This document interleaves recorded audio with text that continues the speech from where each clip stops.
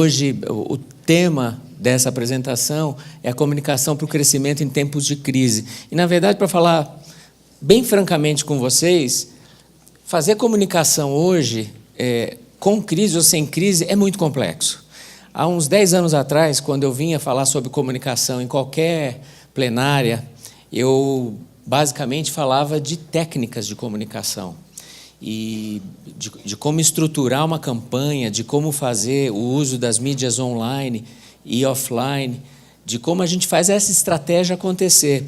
E hoje vocês vão ver que o nosso papo aqui vai ser um papo filosófico, vai ser um papo conceitual em filosofia, sobre o ser humano.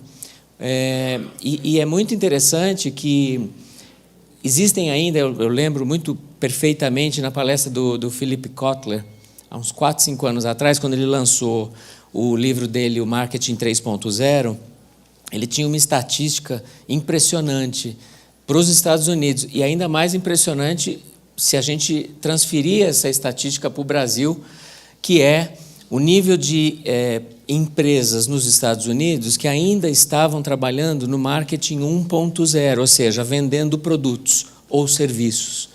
O nível, ou a porcentagem de empresas vendendo produtos e serviços ainda pela comunicação nos Estados Unidos era de pelo menos 75%. Marketing 2.0, que ele chama, eu vou falar isso aqui um pouquinho, é o marketing onde o consumidor tem uma certa assistência da companhia, ou seja, são os serviços de atendimento ao consumidor, etc., que foi lá na década de 80, 90, uns 15%. E, no máximo, de 5% a 10% das empresas americanas já estavam no marketing 3.0. E, na época, eu fiz uma transferência imediata dessa estatística para o Brasil. E eu, meio que na reflexão qualitativa, cheguei à conclusão de que 95% das empresas brasileiras ainda tentam vender pela comunicação seus produtos e serviços. Não é que não tenham que vender, temos que vender, mas é que tem um nível de complexidade, o Pedro estava falando de complexidade, não só na linha de produção ou no deployment do serviço, mas tem um nível de complexidade enorme em comunicação hoje, porque você está falando basicamente do comportamento humano e do comportamento de consumo, né? A economia comportamental hoje é um dos estudos mais importantes do marketing no mundo inteiro. Está crescendo monstruosamente. E a gente vai falar um pouquinho sobre isso.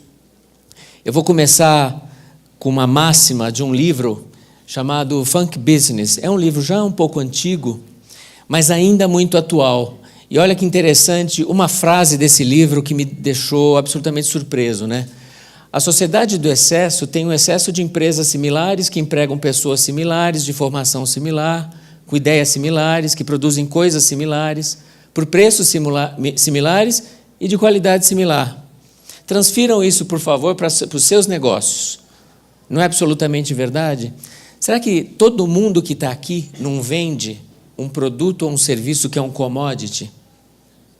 E se a gente vende um commodity, como é que a gente comunica isso? A gente vai comunicar a mesma coisa que o concorrente produz, fabrica. E obviamente, que essa é uma derivação de reflexão que a gente tem do ponto de vista de marketing. Mas eu vou pegar o excesso numa outra derivação, que é a derivação humana, né? A gente vive num mundo de excessos. E esse mundo de excesso geram os acumuladores, as pessoas que acumulam coisas dentro de casa. Tem até um seriado, acho que é no The Learning Channel, do TLC, dos acumuladores, não sei se vocês já chegaram a ver. É uma doença, né, obsessivo-compulsiva. Aliás, eu sou psicanalista e não à toa a psicanálise vem me ajudando muito no mercado publicitário, né? E os acumuladores, mas você pode dizer, eles estão lá nos Estados Unidos, eles não estão só nos Estados Unidos, né? A gente vê que no Brasil a gente tem um carro para cada 4 pessoas, né? A gente tem mais casas vazias do que o déficit habitacional. A gente tem 118 linhas de celulares a cada 100 habitantes. É só excesso, o tempo todo. A gente tem 52% dos brasileiros já vítima de excesso de peso e 18% deles sobrepeso. Isso é excesso. A gente vive num mundo de excesso, né? E nos dias de hoje, eu não preciso possuir nada para conseguir ter acesso. Por quê? Existe um excesso de tudo, de informação, tem coisas de graça. O próprio jornalismo tem se destruído, né, se autodestruído por conta do excesso de informação e informação gratuita. O problema, obviamente, que é um problema lateral, é a confiança da informação, que é o que tem se discutido muito hoje. Mas a gente tem visto que a gente não precisa mais possuir, né? Você vê que você tem o Uber para se locomover, você tem várias empresas que podem te atualizar do ponto de vista de infraestrutura técnica, sem você precisar ter que comprar material técnico para a internet, por exemplo. Você pode se locomover com uma bike, você não precisa comprar a bike, você pode alugar a bike, você pode ter um escritório virtual, né? Você pode ir alugar o escritório, você não precisa mais montar um escritório, né? E você pode até ter um satélite, inclusive, a $250, né, por dia, né? E se esse acesso de bens e serviços é amplo e restrito, o consumo da informação é praticamente ilimitado, né? Você vê, a gente tem hoje várias formas de aprendizado, vamos dizer assim, disponíveis e de graça aí para poder alimentar o intelecto da sociedade. Só que, veja, por causa do excesso, você consome a informação no máximo em 15 minutos. Mais do que 15 minutos. Ver um filme de 2h30 é uma lástima, né? É um lamento para as pessoas hoje. Porque a frequência, a velocidade que a gente tem hoje nas nossas cabeças para poder assimilar alguma coisa, ela é muito alta, né?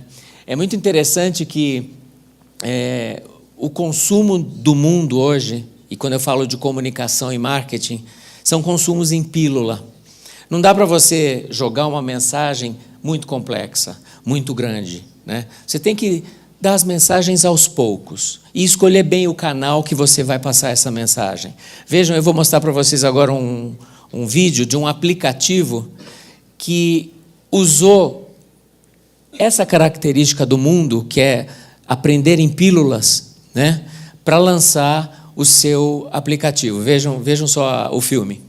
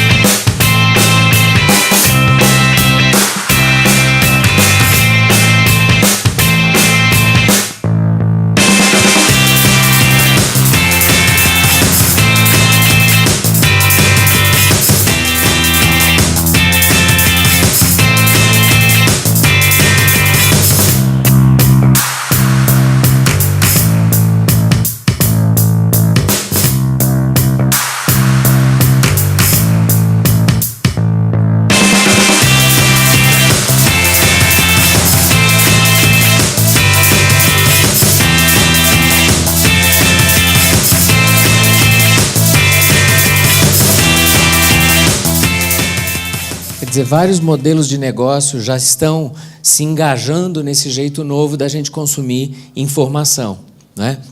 Agora, isso leva a gente a ter a memória daquele peixinho, né, da Dory, né? A gente hoje, nos últimos 15 anos, a gente diminuiu o período de atenção a um determinado assunto de 12 segundos para 8 segundos. Ou seja, vamos imaginar, a gente hoje, durante o dia, todos nós recebemos mensagens que vão mais ou menos de 2.500 a 3.500 mensagens por dia, de vários tipos de emissores, tá? Quantas delas a gente realmente consegue reter, né? Então, vocês vejam que a comunicação o negócio começa a ficar absolutamente complexo, né? Você não consegue mais hoje fazer uma campanha e essa campanha residir na sua cabeça, porque você tem outros elementos e outros estímulos acontecendo ao mesmo tempo, né? Então, além do excesso de informação, a gente tem um excesso de exposição à mídia. E exposição à mídia que a gente consome e que a gente produz. Esse é um slide clássico, que acho que a maioria de vocês já deve ter visto. Essa é a informação em 60 segundos do Facebook, do Twitter, do WhatsApp, no mundo inteiro, né? É uma loucura a quantidade de informação, a adição. A gente está viciado nessa loucura que é a informação, né? E os critérios individuais, por conta disso, porque a gente acaba falando muito sobre a gente do ponto de vista individual, né, nas mídias sociais, né, esses critérios, os critérios individuais, começam a se sobrepor a princípios coletivos. Então, por exemplo, a gente vê muito a derrocada das escolas, das igrejas, das instituições de classe, das associações, porque esses coletivos, eles estão menos importantes do que o indivíduo. O indivíduo começa a ter mais importância do que coletivos. E quando a gente vive no mundo autocentrado, quando a gente olha para a gente mesmo, a gente perde um pouquinho o limite do que é moral e do que é ético. E é interessante que a gente vê que a nossa moral vai ficando cada vez mais elástica, porque a ética, de fato, é o limite entre a tua moral e a moral do outro, né? Eu não invado o limite alheio, né? Porque existe uma ética regulando. Só que se a tua moral está elástica, eu começo a invadir a moral alheia. E aí começam a ter vários atritos, é o que a gente está tendo hoje. E, obviamente, a gente começa a inventar não critérios. Porque um critério meu, que é absolutamente válido, pode não ser para o meu colega, para o meu vizinho. E é interessante que a Oxford, todo ano, ela elege a palavra do ano. A palavra do ano passado, foi a pós-verdade. Pós-verdade é um jeito malandro de falar que a mentira é uma verdade que ainda não aconteceu. Eu vou mostrar aqui para vocês um caso recente, não está traduzido, infelizmente, mas é uma das pós-verdades que a gente tem visto cotidianamente na administração americana, né? Answer the question. I did answer your question. No, you did not. You did Yes, not I answer did. the question of why the president asked the White House press secretary to come out in front of the podium for the first time and utter a falsehood. Why did he do that? It undermines the credibility of the entire White House press office No, on it day doesn't. one. Don't be so overly dramatic about it, Chuck. You're saying it's a falsehood, and they're giving Sean Spicer, our press secretary, gave alternative facts to that. But the point Wait a minute. remains Alternative that there's- facts? Alternative facts, 4 of the 5 facts he uttered. The Hey, one Chuck, thing he why- got hey, right Chuck. was Zeke Miller. 4 of the 5 facts he uttered were just not true. Look, alternative facts are not facts. Tão simples, né? Isso tem acontecido. Então, vocês imaginem, a gente traz para vocês aqui a realidade da sociedade. A gente comunica para essa sociedade. Como é que a gente vai comunicar a nossa verdade para uma sociedade assim? Por isso que eu digo a vocês, a comunicação está ficando cada vez mais complexa, mais difícil de ser feita, não é? Isso tudo contribui para uma derrocada, de fato, das instituições. O indivíduo tem as suas pós-verdades, os seus fatos alternativos. Então, você não tem mais um varal para poder pendurar as verdades. O varal é individual, não é mais um varal coletivo. É muito complexa essa situação para a comunicação, né? Eu trouxe aqui para vocês 2 ou 3 slides de um estudo feito pela Edelman, que é uma empresa de relações públicas que chama The Trust Barometer. E eles fazem esse estudo já há mais de 15 anos. E vejam como a situação da pós-verdade modificou a sociedade e tem modificado a sociedade, né? A primeira coisa que a gente vê é que a maioria das pessoas acredita que o sistema, ou seja, os coletivos em que vivemos, estão falhando. 53% já acreditam que o sistema está falhando, 32% está achando, não sabe ainda, acha que está, acha que não está, e apenas 15% acredita que ainda os coletivos ainda são firmes e confiáveis. Mesmo até aqueles que estão no topo, né, com muito dinheiro, classe A, eles ainda estão também desiludidos, né? 48% dos indivíduos de alta renda, isso no mundo, tá? E esse estudo também se aplica ao Brasil. Se vocês forem lá no site da Edelman Brasil, vocês vão ver os dados brasileiros, tá? E os mais graduados, 49% acreditam que o sistema falhou, e os bem informados, 51%. E até as fontes oficiais, hoje, são consideradas suspeitas, né? Então, por exemplo, eu acredito mais em indivíduos do que em instituições. 55% respondeu que acredita mais no indivíduo do que numa instituição. Eu acredito mais numa pessoa que está falando coisas novas do que nas pessoas conservadoras. Eu acredito mais em pessoas que vazaram informação do que das que têm a informação de fato. Ou seja, a gente está vivendo uma era de muita incerteza no Brasil e no mundo. Mas o que isso aflige o marketing? Como é que a gente faz comunicação, né? Como é que a gente fala as verdades da gente, dos nossos produtos e serviços para as pessoas, né? Olha, a gente tem que voltar a restabelecer a confiança, porque se as instituições e os coletivos deixaram de ter confiança na gente, que é um coletivo, uma marca é um coletivo, uma empresa é um coletivo. E certamente, se você for seguir esse caminho, todos os indivíduos que estão lá fora, eles já duvidam de você por premissa como empresário e como marca. Você tem que, de fato, ter o que a gente está chamando hoje um engajamento, né? Então, a gente está numa era de engajamento. O Fernando falou sobre isso e é absolutamente verdade. A empatia nunca foi tão importante para as marcas como está sendo hoje, não é? Eu adoro essa frase do Warren Buffett: "It takes 20 years to build up a reputation and 5 to ruin it."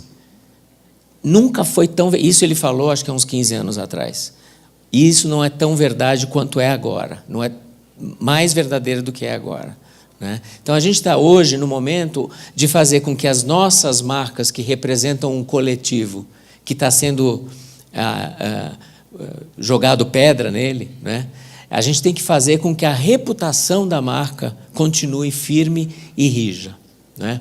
E a gente tem que ter um olhar bastante contemporâneo para esse mundo da internet, porque o que a gente vê é que quem fez com que a individualidade sobrepujasse o coletivo foi o poder das mídias sociais, né?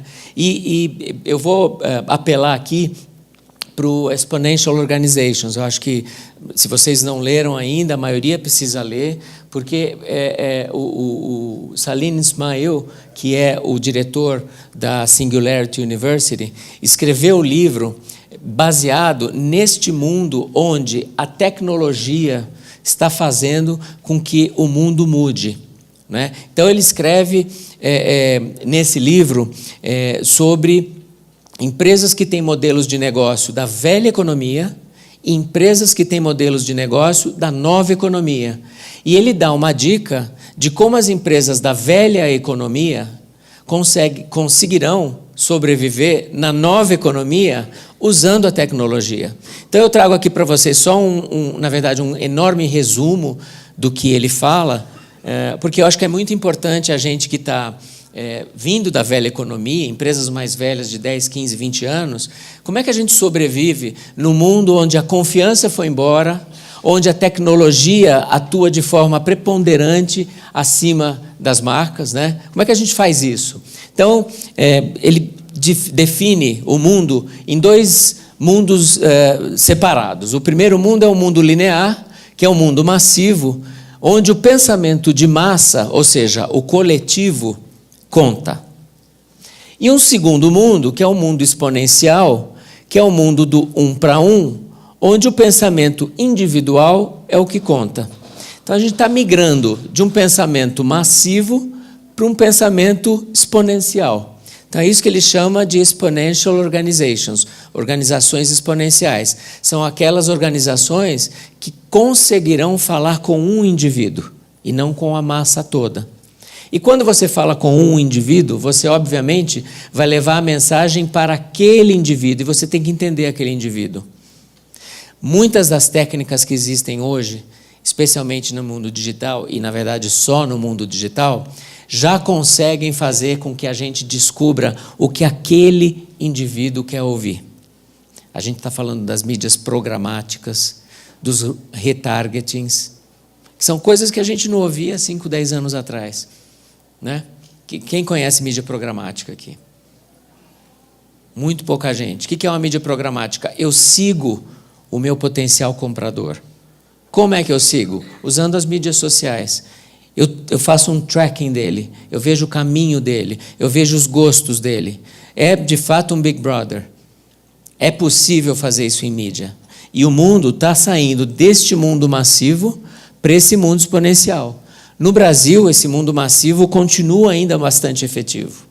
Nos Estados Unidos, esse mundo massivo está cada vez em declínio. São vários e vários segmentos que surgem de forma exponencial. Então, o que ele diz? Ele diz que existem business models que são lineares e business models que são exponenciais. Os business models que são lineares são aqueles que têm linhas de produção, que têm estoque, que estão baseados no mundo real. Os negócios que não estão baseados no mundo real são aqueles exponenciais, que já nasceram digitais. O Uber, o Airbnb, o Netflix, o Facebook, o Spotify, já nasceram direto no digital, one-to-one. Esses aqui ainda são massivos do ponto de vista de business. Então, tem outros que são nessa régua dele, né? Tem outros muito interessantes. Então, por exemplo, a Ford, a Samsung, a Unilever. Veja, a Sony começando a sair do linear, indo para o modelo de negócios exponencial, né? O Starbucks conta com as lojas de varejo, então ele é linear, mas com muitas técnicas exponenciais, né? O eBay, a Amazon. Por que a Amazon? Porque ela tem que ter warehouse, ela tem que ter estoque, ou ela tem que contar com o estoque alheio, né? Então ainda é um produto linear, mas veja, é um business model linear, mas já na fronteira e praticamente no exponencial. Agora, como é que você faz empresas lineares sobreviverem no mundo exponencial? Tem um outro eixo, que é o do marketing. O eixo do marketing faz com que você possa ser uma empresa linear falando de um para um. Então, esse é o movimento. Por exemplo, o que faz de Itaú? Itaú é completamente linear. As agências espalhadas, o que ele está fazendo? Este movimento ele está fazendo. Será que um dia ele vai ser totalmente exponencial? Pode ser. Coca-Cola tem feito o mesmo movimento. Eles estão mudando o business para virar exponencial. Mas se você não puder mudar o business, você sim pode estar neste quadrante, nesses dois quadrantes aqui, não é? Que são os quadrantes do one-to-one. E isso é muito importante a gente deixar cravado na cabeça de vocês. Ou seja, o mundo exponencial, o mundo linear, ele pensa na oferta. Eu tenho uma linha de produção, eu tenho carros para vender, né? Qual que é o mundo exponencial hoje? É onde a demanda sobrepuja a oferta. Ou seja, será que o meu consumidor quer comprar um carro ou ele quer se locomover? Então, essas são questões muito atuais. Será que a sua marca, quando vai vender o seu produto ou o seu serviço, está gerando a oferta do que ela produz ou ela está vendendo uma demanda de quem quer ouvir necessidades? Essa é a grande diferenciação de uma comunicação mais moderna para uma comunicação mais linear, né? Esse comercial é um comercial de uma empresa exponencial com marketing exponencial. Então, vocês veem que eles não vendem a oferta, espaços para você alugar e se hospedar em determinado local do mundo. Eles vendem uma outra realidade. Vamos lá.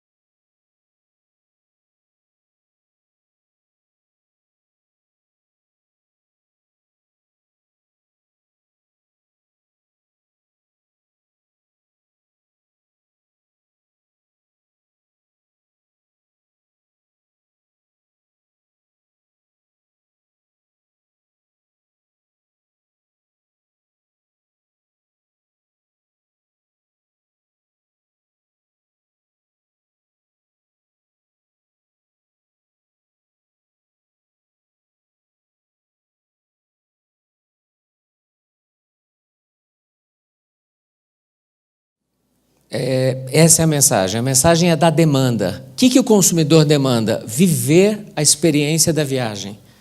O consumidor não demanda alugar um quarto de hotel. Há uma diferença enorme e uma assimetria na recepção da mensagem.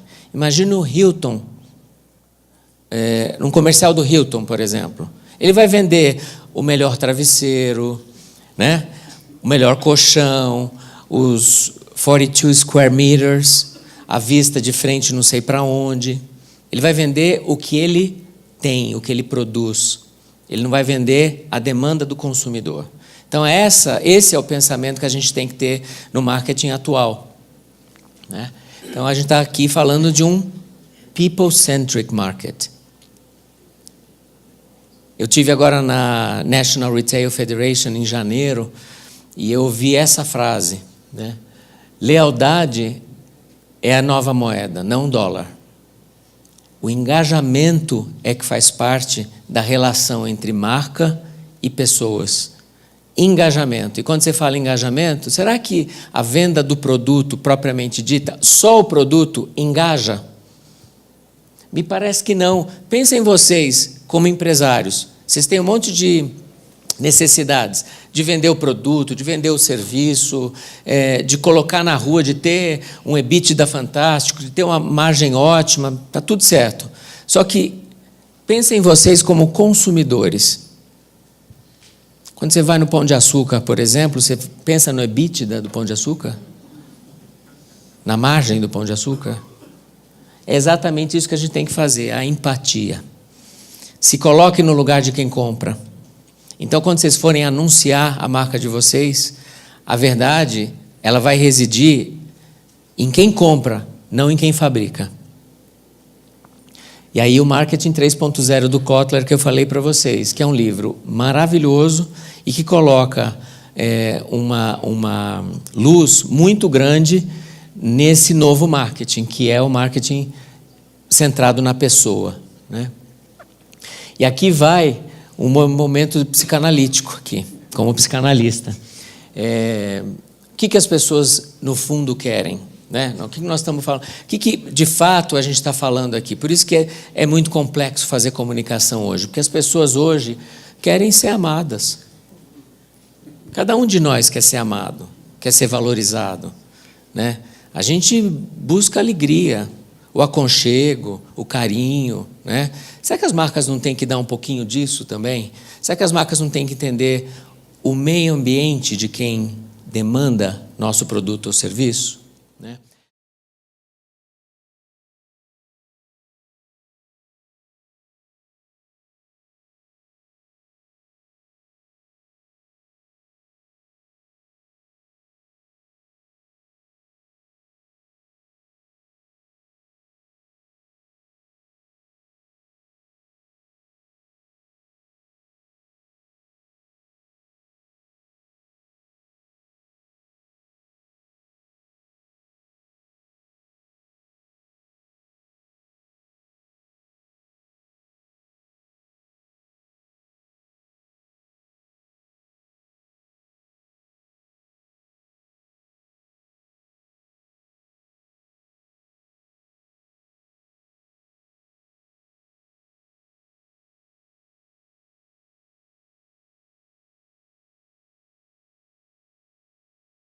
As marcas lineares já entenderam isso, já têm uma mensagem de amor, de carinho, de solidariedade, de diversidade, de engajamento.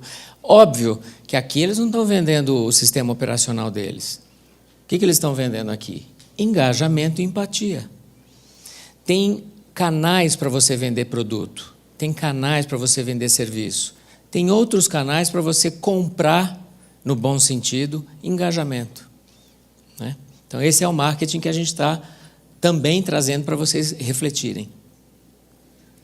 Eu vou dar um exemplo de varejo, aí eu termino a explicação, a gente vai para as perguntas e respostas. No National Retail Federation, eu fiz a visita técnica a algumas lojas nos Estados Unidos. Uma delas é essa Nudie Jeans, eu não conhecia. Essa loja é uma loja sueca, foi fundada em 2001 por essa Maria Eriksson, já está em 21 países. E é muito interessante que ela começou a fazer jeans refinados, de altíssima qualidade e, obviamente, jeans sustentáveis, né? Ecologicamente aprovados, né? Então, 100% orgânicos, com responsabilidade social e por aí vai, até 2011. Em 2011, ela notou o seguinte: o que ela estava fazendo, muitas outras empresas estavam fazendo. E que ela deveria olhar, como marca, para um mundo diferente. Que mundo é esse? Um mundo onde tudo é commodity, ao início da minha palestra aqui, e que ela estaria vendendo commodity, sim, mas ela estaria vendendo um negócio que não é para jogar fora. Jeans é um produto que dura muito tempo. E o jeans, todos nós temos, aliás, esse jeans que eu estou aqui, acho que eu tenho uns 4, 5 anos, já foi comigo para o mundo inteiro. Já fez várias palestras, tem uma história. Tá certo? Então, por que jogar fora o jeans? Então, o que ela fez? Ela reposicionou a empresa dela, olhando para essa nova perspectiva de consumo. Ela colocou nos 21 países alfaiates e costureiras para reformar os jeans. Porque no mundo de hoje se recicla, né? Tá certo? São 36 mil jeans por ano reformado em todas as lojas ao redor do mundo. Com provadores para você não só provar roupa nova, mas para você ajustar o seu jeans antigo. E outra, estava se falando aqui sobre, puxa, o varejo tem várias lojas no Brasil inteiro, né? Como é que eu faço? Será que eu posso usar a mesma metodologia para um Brasil que parece um continente? O varejo americano está descobrindo que não. Que a grande chave para o varejo acontecer ou voltar a acontecer nos Estados Unidos é ele fazer uma valorização do entorno.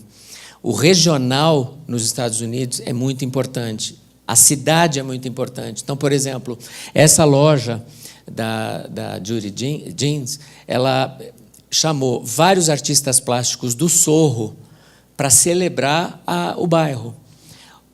No próprio Sorro, que é a loja da Nike, a mais nova loja da Nike nos Estados Unidos, que é no Sorro, celebra os jogadores de basquete do Sorro. Então, a regionalização, você vê, a regionalização é cada vez mais perto do consumidor. Eu estou tendo empatia regional, não é só mental. Eu estou fazendo a valorização do entorno, né? E eles fazem produtos de reciclagem, né? É uma época de mudança, não é uma mudança de época. Então, vejam, fazer comunicação hoje não é olhar simplesmente para o produto e aplicar técnicas de comunicação. Isso não existe mais. Você tem que achar alguém que te procure comportamento humano e comportamento de consumo, para saber aonde que eu vou conseguir um ponto de contato engajador, para essa marca poder falar com o seu produto ou com o seu serviço, né? A gente sai de uma sociedade industrial para uma sociedade do conhecimento, hierárquica para uma sociedade em rede. Todo mundo é igual. O comando e controle vai para a liderança e interação, uma independência pela interdependência. Nunca a gente esteve tão interdependente um dos outros, né? De países para países. Se acontece alguma coisa hoje na Turquia, a gente tem um problema econômico aqui, né? A competição para a colaboração, e do consumismo para o consumo consciente. E do ponto de vista corporativo, a mesma coisa. A gente não está mais lidando com recursos humanos, né? Como se fossem objetos. Eles são o quê? Capital humano, né? De imagem, a gente trabalha a identidade. De comunicação, a gente gera diálogo. Então, o marketing que a gente faz hoje não é para eu simplesmente fazer um deployment do meu produto. Ó, se vira aí, ó o que eu fabrico, compra aí. É para você abrir um canal de diálogo. Então, a comunicação hoje é um diálogo, mais do que uma exposição de marca. É um ponto de diferença? Não, é um ponto de vista. Como falou o Fernando no início, decisões estratégicas são decisões do que não fazer. Escolher um público, escolher um ponto de vista, escolher um território, você obrigatoriamente está deixando de estar em alguns territórios, por decisão estratégica. Produtos e serviços em experiências, a missão, visão e valores para um propósito, e o público-alvo em stakeholders, porque o mesmo público que pode te deixar rico pode te destruir, graças à exponencialidade das mídias sociais. E vou terminar aqui com esse livro, que é um livro recente, do Klaus Schwab, que é o presidente CEO, né, do Economic Forum, do World Economic Forum, que diz que o capital está sendo achatado por um negócio que se chama talento. O talento é o grande capital do século XXI, né? Então, acho que vale a pena a gente ler a respeito disso. Bom, era isso que eu tinha para falar. Muito obrigado, gente.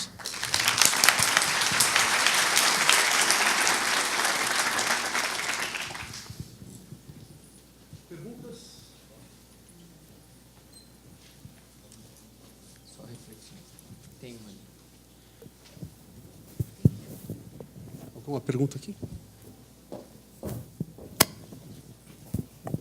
Bom dia. Eu trabalho diretamente na área de marketing, com estratégias de marketing, planejamento e implementação, e eu vivo isso no meu dia a dia, as dificuldades. E a gente vê muito trabalho orientado para consumidores, olhando para tribos, né? Os influenciadores nesse processo todo. Quando a gente fala no mercado B2B, empresarial para empresarial, como que você tem uma visão sobre essa mudança? A mudança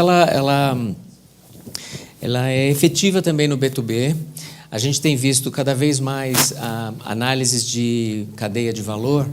Quando você pega a cadeia de valor, você vê que muitas vezes o público que você acha que é o que mais está alavancando a tua receita não é exatamente o que está fazendo isso, né? Então, muito embora você tenha como público final um outro PJ, né, um PJ fazendo para um PJ, na cadeia de valor tem outros públicos que geram influência para chegar até o consumidor final. Então, a exponencialidade da tecnologia também chegou ao B2B, porque quando você olha só do emissor ao receptor, ou seja, do PJ para o PJ, B2B para o B2B, você de fato fala, não tem nenhuma interferência, mas quando você olha a cadeia de valor, na cadeia de valor, ou seja, todos os stakeholders que estão envolvidos até chegar ao público final, esses sim sofrem influências e são passíveis de aumentar ou diminuir a tua margem, a tua receita. Então, é também aplicável para o B2B essa conceituação. A gente tem feito muitos trabalhos em B2B, olhando a cadeia de valor e ponderando o peso dos públicos até chegar no público final, mesmo sendo o público final um PJ, né? Primeiro, parabéns pela sua palestra. A respeito da questão do varejo regional que você colocou, conhecimento regional do cliente, por que depois que a gente, vamos supor, a gente tem uma loja e a gente abre mais umas 4, 5 lojas, a gente ganha uma experiência em ter conhecimentos locais, por que a gente sofre aquela tentação de ficar gigante e a gente não pensa em ser para sempre um small giant? Porque eu acho que a gente conseguiria com mais eficiência manter essa qualidade em conhecer localmente o nosso cliente, por favor. Na verdade, a resposta está na pergunta. Se o mundo tende ao one-to-one, o varejo não pode ser descaracterizado, ele tem que ter uma cara. Quanto menor, mais local, mais próximo. Está aí a resposta. É até uma pergunta retórica, porque é isso mesmo. A gente precisa valorizar o entorno. É o small giants. Eu concordo 100% com isso. O varejo americano, o ano passado, no Black Friday do ano passado, foi a primeira vez que houve o cruzamento das linhas entre o varejo offline e online. Nos Estados Unidos, então, teve 55% das vendas do Black Friday online e 45% no offline, nas lojas físicas. O que a gente vê é que as lojas físicas nos Estados Unidos todas estão fechando. A grande maioria está fechando. O que está acontecendo é que o mundo do varejo está migrando para o online nos Estados Unidos e as lojas de rua são o que eles chamam de pop-up stores. Os pop-up stores são as lojas que têm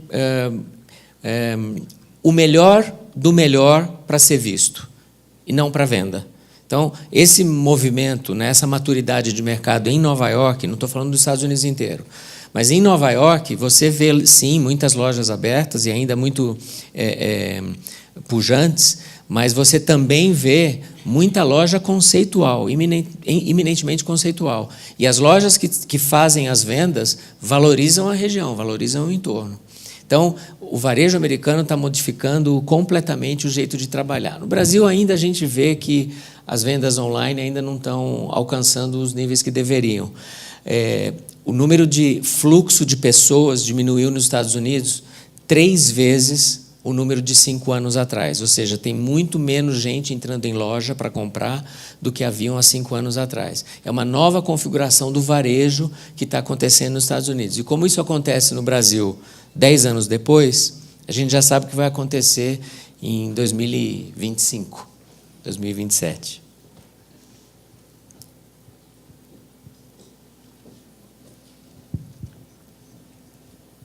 Bom dia, Ulisses. Bom dia. Alô? Está ouvindo, né? Tá ouvindo. Então, eu queria te fazer uma pergunta sobre o papel dos digital influencers hoje, né, na mídia. Então, eu gostaria de saber a tua opinião, se eles são uma estratégia de nicho, de alguns tipos de marcas, de alguns negócios para complementar, ou se isso é uma incapacidade das marcas estarem conseguindo criar esse engajamento, esse propósito, por isso tem que se utilizar de outros para trazer esses atributos. É uma combinação das duas coisas, né? A confiança está indo para o ralo. Eu não confio mais naquele que me oferta o que produz, portanto, eu preciso olhar para o lado e ver se o meu vizinho está usando.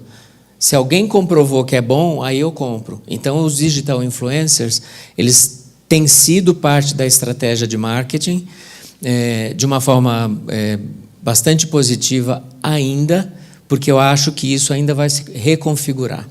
A gente hoje já está trabalhando com os influenciadores anônimos, que é um pouco diferente dos influenciadores. Os anônimos são aqueles que não têm 100 mil seguidores, mas que têm 15 mil e que no entorno fazem a diferença. Então, a gente já com técnicas de mapeamento e de tracking, a gente consegue identificar por geolocalização quem é o influenciador anônimo daquela região e fazer um trabalho específico com este cara como influenciador daquela geolocalização. Então, de fato, é uma incompetência das marcas, mas não porque elas querem, mas porque o mundo em volta está cada vez menos confiável, né? E nós não podemos esquecer, eu sempre falo para os meus clientes isso, nós somos um coletivo, nós somos uma fábrica, nós somos uma empresa de serviços e a gente quer empurrar coisas. Pela natureza da sociedade hoje, ninguém mais acredita em coletivos.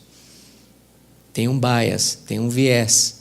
Então, a gente tem que fazer de um jeito que a pessoa consiga entender e engolir uma oferta de produto ou serviço. Então, eles são realmente uma estratégia hoje vencedora. Ulisses, queria fazer uma pergunta para você. Eu sei que você é um especialista também em gerir empresas em crise, fazer gestão de crises em comunicação, né? E hoje tem 2 aspectos da comunicação na crise que eu percebo as empresas apanhando bastante. A primeira é, como estratégia é um conjunto de escolhas e não escolhas, e fazer não escolhas na crise é fundamental, as empresas têm muito medo de como comunicar uma não escolha. Como não comunicar a saída de um negócio, a descontinuidade de um produto, o fechamento de uma loja, enfim, o que as pessoas vão pensar? Vão achar que eu estou quebrando. E aí eu vou começar a perder os clientes. Então, só que a não escolha precisa ser feita. Então, a primeira pergunta é como lidar com a comunicação de uma não escolha. E a segunda pergunta é, as empresas que cometeram erros e querem se desculpar com o consumidor, com a sociedade, como a gente está vendo várias tentando se desculpar de erros cometidos. Qual é o segredo na comunicação dessa assunção de uma responsabilidade, de um erro, e como realmente conseguir reconquistar a confiança das pessoas na comunicação? Eu começo pela segunda pergunta, que eu acho que ela vai me gerar um gatilho para a primeira. A maior fórmula para a gente fazer um gerenciamento de crise, e é muito difícil você conseguir convencer um cliente disso, é usar o binômio velocidade e transparência. Quando a crise acontece, a primeira coisa que você tem que falar é o que aconteceu no menor prazo possível. O estrago já está feito, e aí o tempo é o tempo. Mas para que ela consiga se recuperar de uma maneira com menos danos e de uma maneira um pouco mais rápida, ela tem que usar a velocidade de dizer: aconteceu este erro, com muita velocidade e com muita franqueza. E quem tem que falar é o líder da companhia. Nunca, se tiver uma indústria, nunca o diretor industrial, tem que ser o presidente da companhia, se não o presidente do conselho. Tá?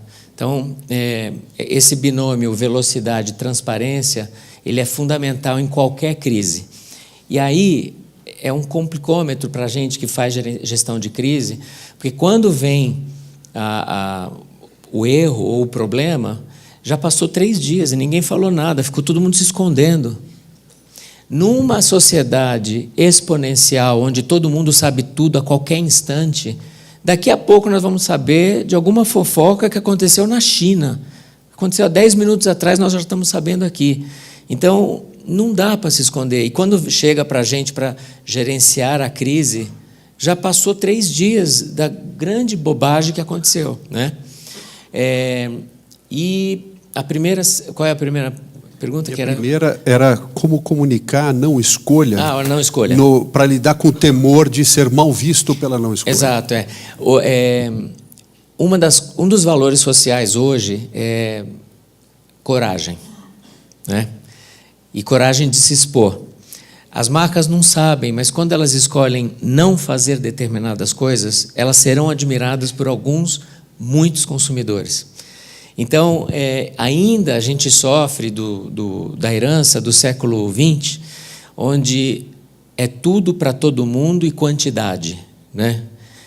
Uma marca bem posicionada é o que ela quiser para algumas pessoas com qualidade. Então, tem uma diferença enorme do que tínhamos no século XX e no que temos no século XXI. Só mais uma pergunta. Alô? Só mais uma pergunta, é assim. Eu também percebo as empresas sofrendo com uma dificuldade que é o seguinte: ela entende que a comunicação é passar informação. Fazer com que o cliente tome conhecimento da minha proposta de valor. Porém, o desafio é como é que eu consigo, passando essa informação, demonstrar a minha relevância para ele. Primeiro, demonstrar o propósito maior. Em segundo lugar, a gente vê empresas que precisam mais do que passar informação, precisa fazer o Customer Education. Eu preciso educar meu cliente para ele entender por que ele precisa consumir aquele produto. Deixa eu dar um exemplo, está aqui o nosso amigo Rubens Scaff, presidente do Fundo de Previdência Complementar do Metrô de São Paulo. É fundamental ensinar para as pessoas educação previdenciária no Brasil. Ensinar para as pessoas educação financeira. A escola brasileira não faz isso. E aí eu que vendo a previdência privada como uma alternativa para garantir o futuro dele, como é que eu consigo ensinar através da comunicação, educar as pessoas, desde como consumir um produto de previdência até um serviço mais sofisticado, um plano de saúde, um serviço de consultoria, uma agência de propaganda, quer dizer, como educar o cliente a fazer uso do meu produto, do meu serviço? Uma metáfora que eu uso, geralmente, imagina que eu tenho 3 bolas de tênis na mão, e eu vou jogar as 3 para você. Provavelmente você vai pegar uma só, e as outras vão cair. Isso é a comunicação. Cada lugar que você tem para se comunicar, você tem que jogar uma bolinha. Você vai fazer educação, outro você vai fazer a conversão, outro você vai gerar relevância. Às vezes dá para fazer 2 coisas no mesmo, mas é single-minded, é um one-to-one. Então, a metáfora da bolinha é boa para dizer que hoje você só consegue fazer uma boa comunicação se você tiver o marketing mix. Se você fizer, de fato, um conjunto 360 graus de várias disciplinas de comunicação, cada uma entregando uma bolinha. O conjunto delas é que vai formar o equity de valor de marca. Uma só, tem muita gente querendo fazer na mídia de massa tudo ao mesmo tempo. Aí jogam meia dúzia de bolinhas, aí o consumidor não pega nenhuma, né? Porque não entendeu aquela mensagem. Então, o marketing mix, nesse sentido, é importantíssimo. Porque, será que na mídia de massa eu vou gerar relevância? Será que na mídia digital eu falo especificamente do meu produto, sobre aquele ele já viu na mídia de massa? Será que num projeto de ativação, ou seja, num grande evento, eu não faço engajamento? E aí você vai construindo para vários públicos, ou para os mesmos públicos em várias disciplinas diferentes. Tá? Então, ficou complexo esse nosso negócio. Graças a Deus, né? Senão eu perdi o emprego. Tá certo? Muito bom, excelente. Pessoal, Ulisses, muito obrigado. Como sempre, um prazer te escutar. Pessoal, obrigado, Ulisses. Obrigado, gente. Obrigado.